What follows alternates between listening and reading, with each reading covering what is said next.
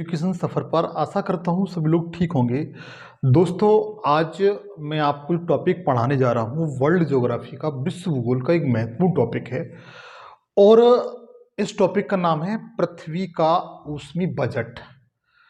ये एक ऐसा चैप्टर है जो हर एग्जाम में आता है। आप कोई भी एग्जाम देने जा रहे हो और किसी भी स्तर की तैयारी कर रहे हो, आप यूपीएससी से लेकर के ग्रुप बी, सी और डी तक का कोई भी आप एग्जाम देते हैं, वनडे एग्जाम देते हैं, तो यहाँ से इस टॉपिक से एक क्वेश्चन आना एक लाजिम सी बात है। क्योंकि आप अच्छी तरह जानते हैं कि इस समय ग्लोबल वार्मिंग वाली कंडीशन चल रही है और इससे हमारी जो पृथ्वी का जो ऊष्मा बजट है वो इफेक्ट हो रहा है, इफेक्ट पड़ रहा है उस पर, वो डगमगा रहा है। एक साधारण सी भाषा में कहें, वो डगमगा रहा है। इसीलिए विश्व के जितने भी कंट्री हैं वो इस समय चिंतित हैं। अतः यह जो चैप्टर है बहुत महत्वपूर्ण चैप्टर है। यदि आप इस टॉपिक का एक बेहतरीन नोट्स बना लेते हैं, मेरी पढ़ाऊं उस तरीके से, तो आप एग्जाम में बहुत अच्छा कर ले जाएंगे। इसके साथ साथ आपको कुछ सूचना देना चाहता हूं मित्र, कि मैं इस चैनल के माध्यम से, ये आपका चैनल है, इसके माध्यम से मैं जीएस के ऑल सब्जेक्ट जैसे हिस्ट्री हुआ, ज्योग्राफी हुआ, पॉलिटी हुआ, इकोनॉमिक्स हुआ, जनरल साइंस हुआ, के साथ साथ करंट अफेयर जैसे विषयों को बहुत ही अच्छी तरीके से बारीकी से पढ़ाता हूं। आप यदि इस चैनल को सब्सक्राइब कर लेते हैं और बेल आइकन पर क्लिक कर ले करके ऑल पे सेलेक्ट कर लेते हैं, तो ये सारी क्लासें आपको निःशुल्क और फ्री मिल जाएंगी। बशर्ते आपको एक छोटा सा काम करना है कि इस चैनल को सबसे पहले सब्सक्राइब करना है और बेल आइकन पर क्लिक करके ऑल पे सेलेक्ट करना है, ताकि मैं जो भी वीडियो बनाऊं उसका नोटिफिकेशन आप तक पहुंच सके। सारी कक्षाएं बिल्कुल निःशुल्क हैं और ये जो टॉपिक पढ़ाने जा रहा हूं बहुत अच्छा टॉपिक है। यदि आप रियल तरीके से, वास्तविक तरीके से तैयारी कर रहे हैं, तो आप कॉपी पेंसिल लेकर के बैठेंगे और मेरे साथ एक बेहतरीन नोट्स बनाएंगे बगैर वीडियो इसको स्किप किए हुए। ये मेरी आपसे अनुरोध और आशा है। तो आइएगा ऊष्मी बजट, हम मिलकर के, टॉपिक का नाम है पृथ्वी का ऊष्मा बजट। तो देखिए, सबसे पहले बजट किसे कहते हैं मैं आपको ये बताऊंगा। बजट किसे कहते हैं? बजट का मतलब ये होता है, मतलब बजट का सीधा सीधा अर्थ होता है आय और व्यय का ब्यौरा। मतलब इसमें, लेकिन हम यहां पर पृथ्वी का बजट की बात करेंगे तो पृथ्वी ने जो इंसुलेशन है, सूर्य ताप है, वो कितना ग्रहण किया और कितना उसने खर्च किया। क्योंकि आप अच्छी तरह जानते हैं कि सूर्य है, सूर्य अपने सौर मंडल का एक तारा है जो जितने सौर मंडल में गिरे हैं उनको सबको प्रकाश दे रहा है, सौर ताप दे रहा है। हमारी जो पृथ्वी है, हमारी जो पृथ्वी है, सूर्य से जो सौर ताप प्राप्त करती है, इंसुलेशन प्राप्त करती है, वह सूर्य से जो प्रकाश आता है उसका 2 अरबवां भाग ही प्राप्त कर पाती है। कितना? 2 अरबवां भाग। आप मान के चलिए, आपका पूरा बॉडी है, शरीर है, उस पर एक बाल होता है, बाल का एक नोक होती है, कहते हैं ना सुई की नोक के बराबर। ऐसी बॉडी अपना होता है, बॉडी में एक बाल होता है, बाल की एक नोक होती है, वो 2 अरबवां उसके बराबर होता है, समथिंग उसके बराबर होता है। तो आप सोच लीजिए, सूर्य से जो भी इंसुलेशन, सौर ताप आता है। अच्छा, एक बात कहूंगा, इंसुलेशन के बारे में इससे पूर्व की वीडियो में बता चुका हूं। इंसुलेशन के बारे में, सौर ताप के बारे में इससे पूर्व की 2 वीडियो हैं, उनके बारे में बता चुका हूं। आप प्लीज जाकर के उनको जरूर देख लीजिए, ताकि आपका ये जो चैप्टर है बहुत सरल और सरल लगने लगे। तो देखिएगा, सूर्य से जो प्रकाश आता है उसका 2 अरबवां भाग ही हमारी पृथ्वी प्राप्त कर पाती है। जो आया और पृथ्वी तक आया, कितना पृथ्वी तक आया और पृथ्वी ने कितना खर्च करके बाहर भेज दिया, इसे कहते हैं पृथ्वी का ऊष्मी बजट। बट लेकिन हम गवर्नमेंट की भाषा में जो सरकारें होती हैं वह अपना एक अलग बजट पेश करती हैं, उनका आय और व्यय का ब्यौरा होता है। किसका? आय और व्यय का ब्यौरा होता है। बजट का वर्णन आपको भारतीय संविधान के, इंडियन कॉन्स्टिट्यूशन के आर्टिकल 110 से लेकर के 170 तक मिल जाएगा। आप इन भारतीय संविधान के 110 आर्टिकल से लेकर के 117 को तक बहुत अच्छी तरह से पढ़ लें, क्योंकि यहाँ से भी क्वेश्चन आता है।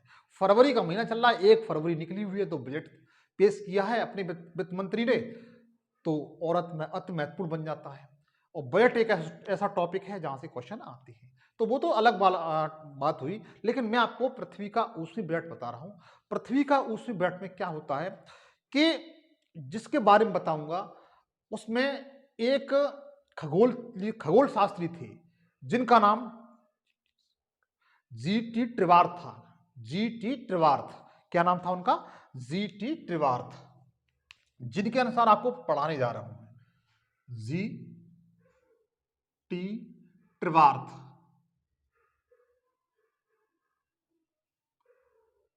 जीटी ट्रिवार्थ थे जिन्होंने पृथ्वी का जो ऊष्मी बजट था उसका स्पष्ट तरीके से वर्णन किया है। कैसे किया है वो बताता हूं। उन्होंने बताया कि पृथ्वी जो जितना प्राप्त करती है, 2 अरबवां भाग प्राप्त करती है, उसे हम 100% या 100 यूनिट मान लेते हैं। क्या मान लेते हैं? 100% या 100 यूनिट मान लेते हैं। तो देखिए, ये हमारा सूर्य है। क्या है ये? सूर्य है।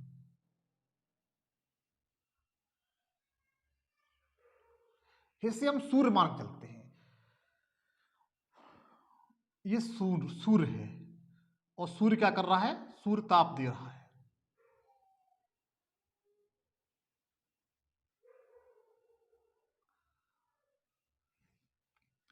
अब यहां से जो इंसुलेशन निकलेगा वह लघु तरंग दैर्घ्य वाला होगा। सूर्य से जो एनर्जी निकलेगी वह लघु तरंगों के रूप में निकलेगी। सीधी सी बात है।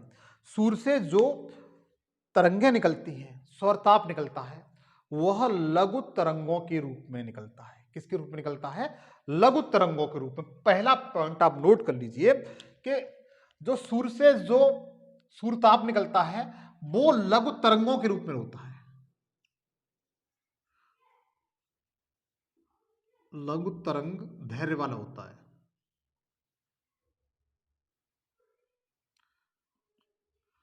लघु तरंग दैर्घ्य वाला होता है। जैसे, और से हम 100 यूनिट मान के चलते हैं, 100% मान के चलते हैं। जैसे ये निकल रहा है यहां से इस तरीके से, इस तरीके से निकल रहा है ये, तो ये 100 यूनिट है। कितना? 100% मान लेते हैं, यूनिट छोड़िए, परसेंटेज में अच्छा काम करेगा। तो ये किसके रूप में निकल रहा है? लघु तरंग दैर्घ्य के रूप में निकल रहा है। क्योंकि आप अच्छी तरह जानते हैं कि जो वस्तु जितनी अधिक हीट होगी उसमें उसका तरंग दैर्घ्य उतना तेज होगा, छोटा होगा। कैसा होगा? छोटा होगा। तो सूर्य काफी तेज गर्म है, टेम्परेचर इसका बहुत अधिक है, तो यहां से जो तरंग इधर निकलती हैं वो लघु तरंग दैर्घ्य के रूप में निकलती हैं। कैसे निकलती हैं? लघु तरंग दैर्घ्य के रूप में निकलती हैं। 100% यूनिट मानते हुए हम जैसे ही पृथ्वी का जो वायुमंडल है, ऐसा तो नहीं सीधा पृथ्वी पर आ जाता हूं, वो पृथ्वी के पर आने से पहले पृथ्वी के वायुमंडल से टकराएगा। और वायुमंडल में असंख्य चीजें हैं। क्या है? असंख्य चीजें हैं। जैसे मान के चलिए बादल, ये क्या है? बादल है। ये सबसे पहले क्या करेगा?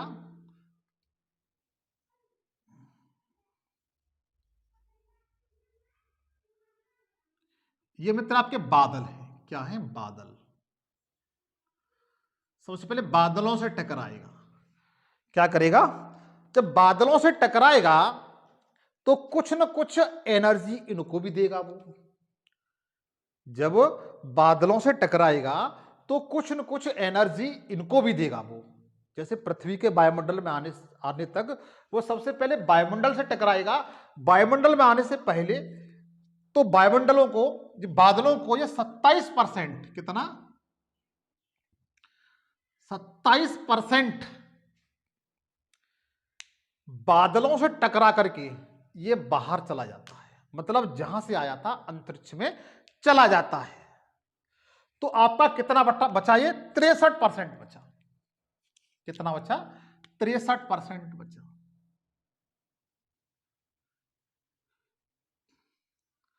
अब कितना बचा मित्र? 63% बचा, सॉरी।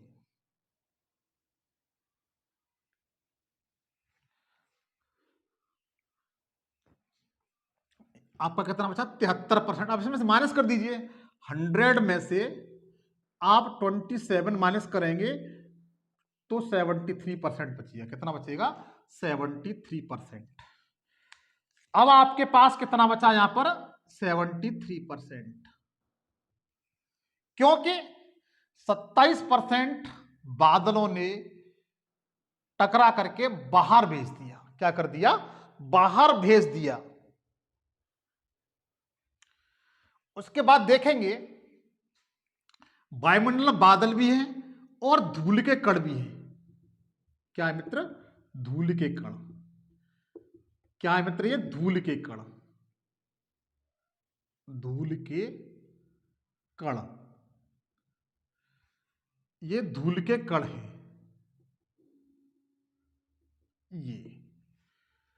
ये आपके क्या हैं?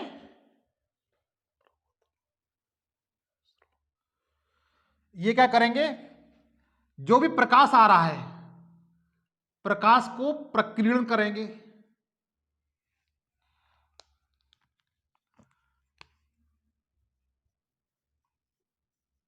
मतलब जैसे आया उसको इस तरीके से वापस करेंगे, परावर्तन कर देंगे।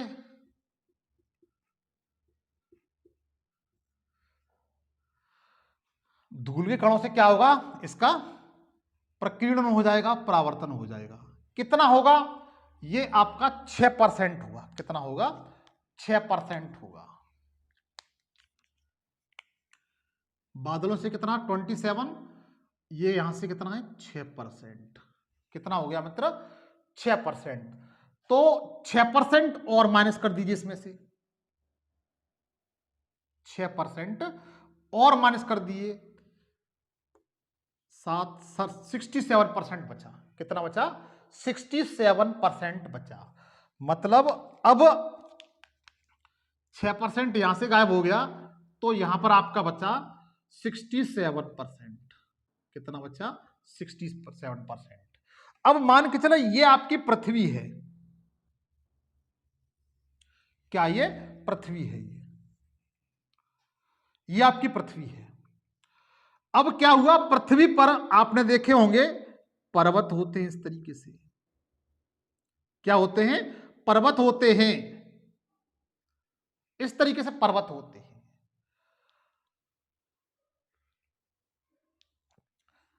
पर्वतों में से क्या हुआ? इनकी चोटियां होती है, ये वाली चोटियां। इन चोटियों से टकरा करके 2%, कितना? इन चोटियों से टकरा करके 2% वापस हो गया।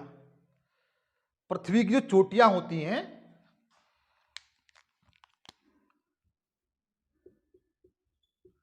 चोटियां होती हैं, उनसे 2% परावर्तित हो गया। कितना परावर्तित हो गया? 2% परावर्तित हो गया। तो 2% और माइनस कर दीजिए इसमें से, तो 65% बचा। कितना बचा? 65% बचा मित्र। कितना बचा? 65%। अब देखिए, बादलों से कितना? 27%। धूल के कणों से कितना? 6%। पर्वतों की चोटियों से कितना? 2%। तो इस तरीके से देखा जाए तो 35% ये परावर्तित हो गया। कितना हो गया? 35% परावर्तित हो गया। मतलब ऐसा इंसुलेशन जो सूर्य से आया था 100 यूनिट के रूप में, 100% के रूप में, वह 35% सीधा सीधा अंतरिक्ष में चला गया। इसे पृथ्वी का प्रकीर्णन कहा जाता है। क्या कहा जाता है? प्रकीर्णन कहा जाता है। इसे क्या कहते हैं? प्रकीर्णन कहा जाता है। इसे एल्बिडो कहा जाता है। इसे पृथ्वी का एल्बिडो का इसे एल्बिडो कहते हैं। क्या कहते हैं? एल्बिडो। क्या कहते हैं? एल्बिडो। एल्बिडो से कहा जाता है कि धरातल तक आने से पहले जो इंसुलेशन है वो ज्यों का त्यों वापस हो जाए, ज्यों का त्यों वापस हो जाए, और पृथ्वी पर वह अपना कुछ छोड़ के न जाए। जैसे 35% वह बादलों से, मतलब 35% जिस तरीके से आया था 100 में से, वो 35% सीधा चला गया, उसे पृथ्वी ने किसी रूप में प्रयोग नहीं किया। उसे क्या कहेंगे? एल्बिडो कहेंगे। क्या कहेंगे? एल्बिडो। ये कितना एल्बिडो कितना परसेंट है? 35% है या 35 यूनिट है? आपका जो ऑप्शन होगा वो 35% में होगा या यूनिट में होगा। अब देखिए मित्र, यहां पर कितना बचा? इसमें से 65% बचा। कितना बचा? 65% बचा। समझिएगा मित्र, 65% में से जो हमारी पृथ्वी का वायुमंडल है, क्या है? वायुमंडल है। ये पृथ्वी का क्या है? वायुमंडल है। ध्यान दीजिएगा, ये पृथ्वी का क्या है? वायुमंडल है। वायुमंडल, ये आपका वायुमंडल है। जो 65% बचा था उसमें से 14%, कितना? 14% वायुमंडल ने एब्जॉर्ब कर लिया, ग्रहण कर लिया। कितना? 14% वायुमंडल ने एब्जॉर्ब कर लिया, ग्रहण कर लिया। क्लियर हुआ? 14% क्या कर लिया? एब्जॉर्ब कर लिया, ग्रहण कर लिया। तो आपकी पृथ्वी तक, अब इसमें से 14% और माइनस कर देंगे तो आपका 51% बचा। कितना बचा? 51% बचा जो आपके धरातल तक आया। 51% बचा। कितना बचा? 51% बचा। मतलब आपका यह है कि एक बात फिर देखिएगा, 27% बादलों ने 100% यूनिट पे चला था, 27% बादलों ने, 6% धूल के कणों ने, 2% पर्वतों की चोटियों ने। इस तरीके से 35% जो इंसुलेशन आया था, सौर ताप आया था, वो ज्यों का त्यों वापस हो गया। इसे एल्बिडो कहा जाता है। क्या कहा जाता है? एल्बिडो कहा जाता है। उसके बाद 14% के माध्यम से जो पृथ्वी का वायुमंडल है उसने एब्जॉर्ब कर लिया, ग्रहण कर लिया, उसे वापस नहीं जाने दिया। 14% क्या कर लिया? ग्रहण कर लिया, वापस नहीं जाने दिया। तो आपका 51% बचा जो पृथ्वी ने ग्रहण किया। क्या किया? ग्रहण किया। जो पृथ्वी ने क्या किया? ग्रहण किया। कितना ग्रहण किया? 51% ग्रहण किया। यह तो पृथ्वी की आय हो गई। क्या हो गई? आय हो गई। अब 51% में से ये खर्च कितनी करती है? अब आपको ये बताऊंगा कि 51% में से ये खर्च कितनी करती है, वो आपको बताऊंगा। उसे आप और देखिए। आप एक काम करिए, इसको अपनी कॉपी में नोट्स बना लीजिए। अब देखिए, यहां से मुझे हटाना पड़ेगा ये।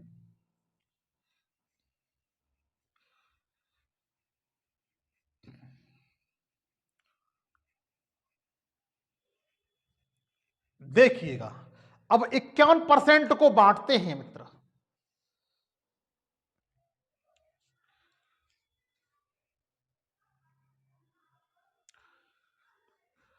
51% बांटते हैं। एक बात आपको फिर बताऊंगा, सूर्य का प्रकाश पृथ्वी पर आता है तो लघु तरंगों के रूप में आता है। कैसे आता है? लघु तरंगों के रूप में आता है। लेकिन लघु तरंगों के रूप में आता है, पृथ्वी से लघु तरंगों के रूप में ग्रहण कर लेती है। लेकिन जब निकालती है ना, जब पृथ्वी उस ऊष्मा को निकालती है तो दीर्घ तरंगों के रूप में निकालती है। कैसे निकालती है? दीर्घ तरंगों के रूप में निकालती है। पृथ्वी अपनी ऊष्मा को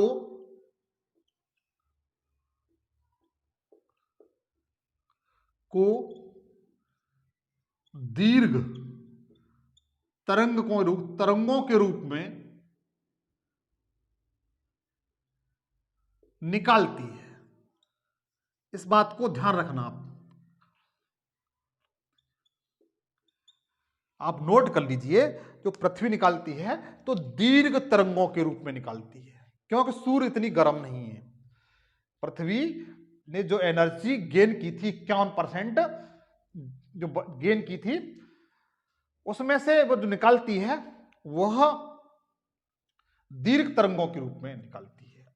49% उसने ग्रहण की थी। अब देखिए 51% कैसे निकालती है, कहां कहां निकालती है, वो आपको बताता हूं। इसमें से देखेंगे 51% में से 6% ये निकाल रही है। क्या कर रही है? निकाल रही है प्रभावी विकिरण।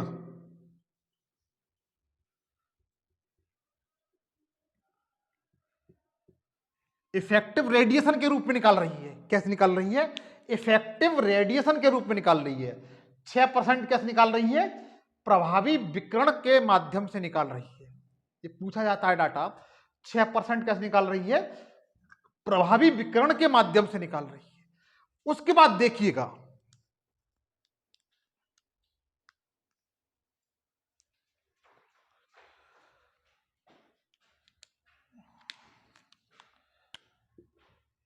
नौ परसेंट कैसे निकाल रही है? समान विक्षेपण द्वारा निकाल रही है।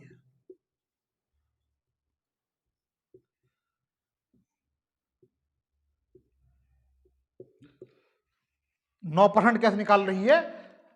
समान विक्षेपण। समान विक्षेपण किसे कहते हैं? पृथ्वी, आप देखते हैं पृथ्वी में असंख्य गैसें होती हैं जो संवहन के रूप में होती है। कैसे होती हैं? संवहन के रूप में होती हैं। तो इसके माध्यम से 9% निकाल रही है। इसके माध्यम से 9% निकाल रही है।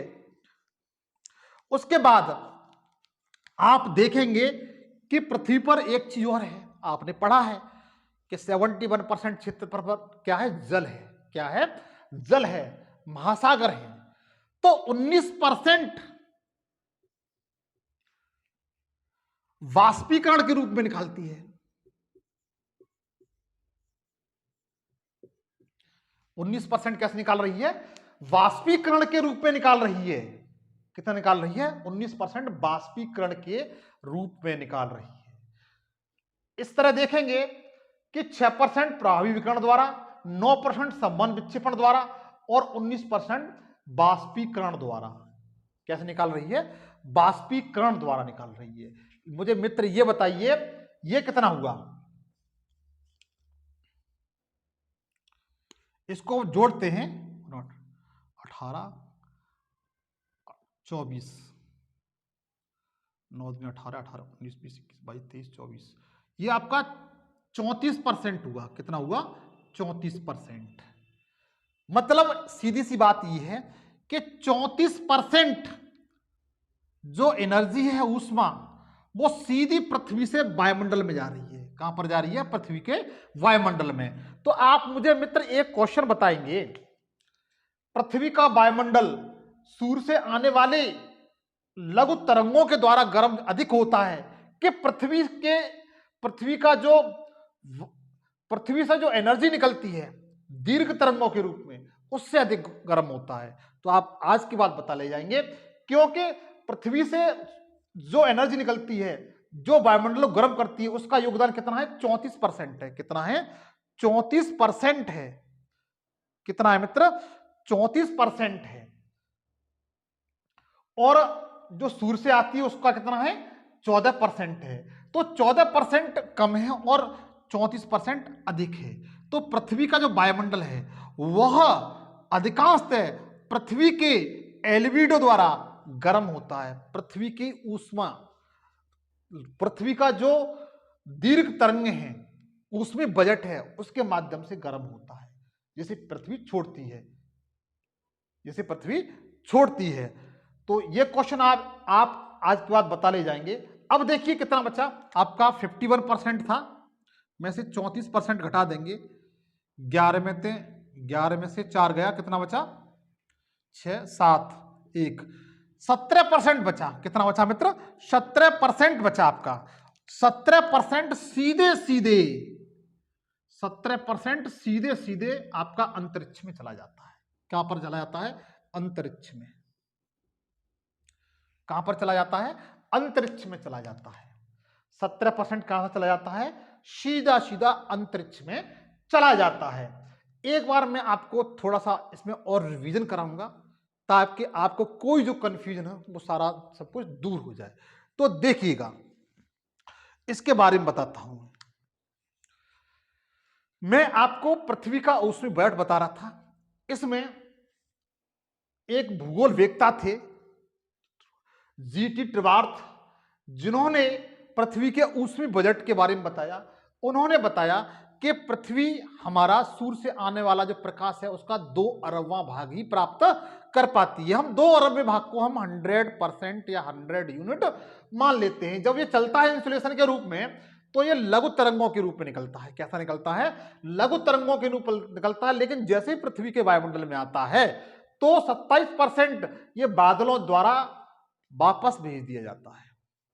क्या होता है? 27% बादलों द्वारा वापस भेज दिया जाता है। मात्र आपका 73% बचता है जो आगे चलता है।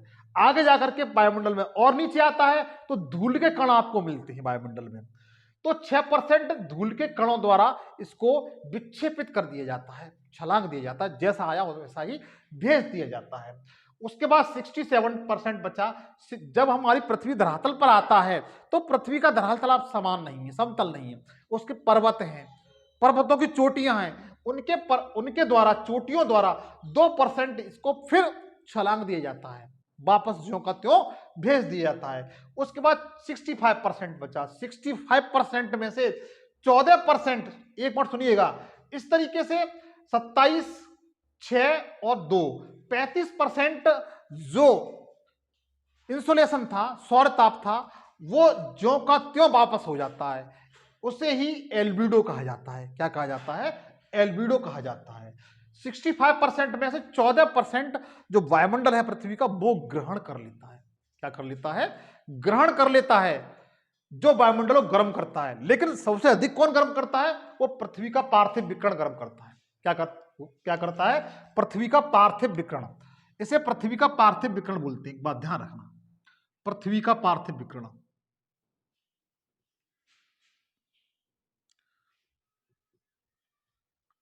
विकिरण आपको क्लियर हो गया कि सूर्य, पृथ्वी का जो हमारा वायुमंडल है वो सबसे अधिक किसके माध्यम से गर्म होता है? तो पृथ्वी के पार्थिव विकिरण द्वारा गर्म होता है। कितना है? 34% है, 34% है। तो अब मैं यहां पर बता रहा था आपको, 14% सूर्य के माध्यम से आता है, उसके द्वारा गर्म होता है। मात्र 51% बचता है। 51% जो पृथ्वी उसे एब्जॉर्ब करती है, ग्रहण करती है।